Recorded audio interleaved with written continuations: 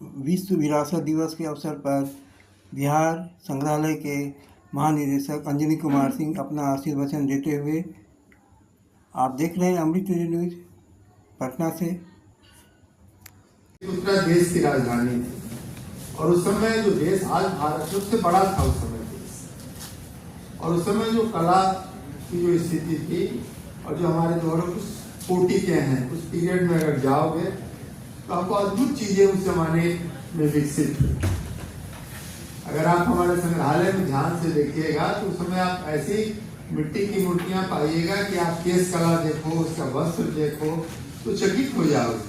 हजारों साल पहले कैसे कलाकारों ने उसको बना दिया। इसलिए हम लोगों ने संग्रहालय का जो लोगो भी रखा उसमें है कि हम अतीत से ताकत लेके, अपने धरोहर से ताकत लेके आगे बढ़े, क्योंकि हम लोग उस जगह के लोग हैं जो जिसने दुनिया में सबसे ज्यादा विकास किया। नालंदा यूनिवर्सिटी में सारे जो सबसे पुरानी यूनिवर्सिटी थी, नालंदा विश्वविद्यालय, विक्रमशिला विश्वविद्यालय, आर्यभट्ट, सारा कुछ हमारा बिहार का था।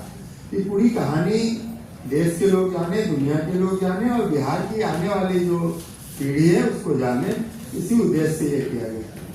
ये भी सोचा गया कि जब संग्रहालय को बनाया जाए तो इस तरह से चीजों को दिखाया जाए कि लोगों को कहानी के रूप में समझ आए, आसानी से समझ आए। इसलिए देखोगे कि यहाँ जो प्रदर्शन लगाए गए हैं, जो एग्जिबिट्स लगाए गए, उसमें कहानी है। आप सभ्यता से शुरू करिएगा, फिर भगवान बुद्ध पे आइएगा, फिर अशोक पे आइएगा, महावीर पे आइएगा, फिर एक पीरियड तक आइएगा।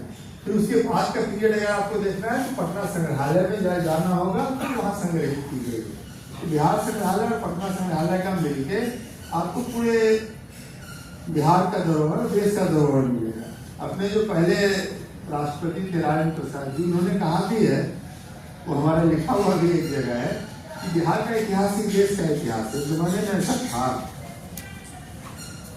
तो हम लोग का इतना गौरवशाली इतिहास और धरोहर रहा है उसी को।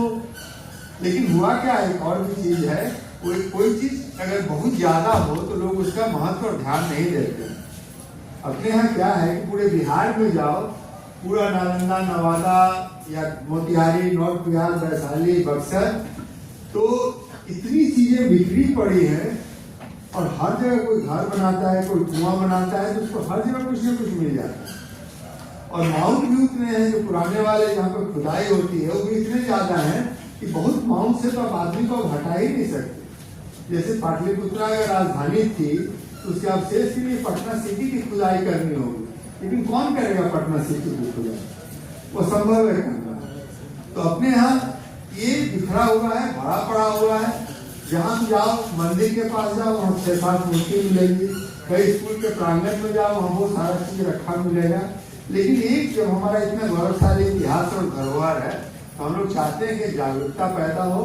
कला संस्कृति युवा विभाग का लगभग हर जिले में संग्रहालय है। उस संग्रहालय के माध्यम से हम लोग हर जिले के पुरातात्विक महत्व और धरोहर की कहानी कर सकते हैं और राज्य स्तर का कहानी हम लोग यहाँ से बता सकते हैं। मैं धन्यवाद करता हूँ कला संस्कृति युवा विभाग का, जिन्होंने इस तरह के कार्यक्रम का आयोजन किया।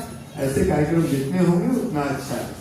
हमारे स्कूल में भी हो और हम लोगों ने बिहार संग्रहालय में जो हमारी 25 महत्वपूर्ण चीजें हैं उसका रेप्लिका भी बनाया कि मान लो कोई कैमूर के पहाड़ से लोग नहीं आ पा रहे हैं या कोई दियारे के लोग नहीं आ पा रहे हैं, तो हम म्यूजियम को वहाँ ले जा सकते हैं। हम अपने संग्रहालय की उन चीजों को वहाँ ले जा सकते हैं, प्रदर्शित कर सकते हैं। और राज्य सरकार का तो रहा है, पता नहीं कितने लोगों को मालूम होगा, हमारे मुख्यमंत्री ने एक बार केवल धरोहरों की यात्रा की थी। उनकी यात्रा अलग अलग डिस्कशन हुई है, एक यात्रा केवल धरोहर पर हुई थी जिसमें हम लोग उन जगहों पे जाके रहे थे रात, और उसी में हम लोगों को पता चला था कि बहुत सारा जो खुदाई वाला जगह है वहाँ किसी डीएम ने स्कूल बना दिया था, तो किसी ने कम्युनिटी हॉल बना दिया था। लोगों ने महत्व नहीं समझा, खाली जगह था, बेकार पड़ा हुआ था, उसका उपयोग हुआ, वो सारे भवन तुड़वाए गए और इस तरह का एक महत्व फिर से स्थापित किया गया कि उसके अंदर क्या छुपा हुआ है, बहुत ही छुपा हुआ है। एक और अंतिम चीज मैं बताना चाहूंगा कि हमारे पास इस तरह की चीजें धरोहर हैं, लेकिन संरक्षण का, कंजर्वेशन का कोई उपाय नहीं। इनफैक्ट ये अपने देश में ही बहुत उपाय नहीं है।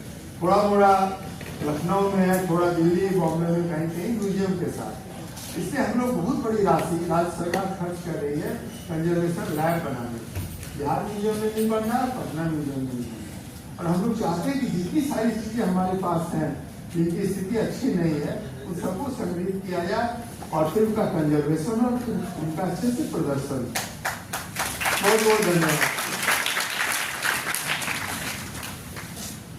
बिहार संग्रहालय जो जीवंतता का प्रतीक है, हमेशा ही कोई ना कोई यहाँ पर एक्टिविटी होती रहती है।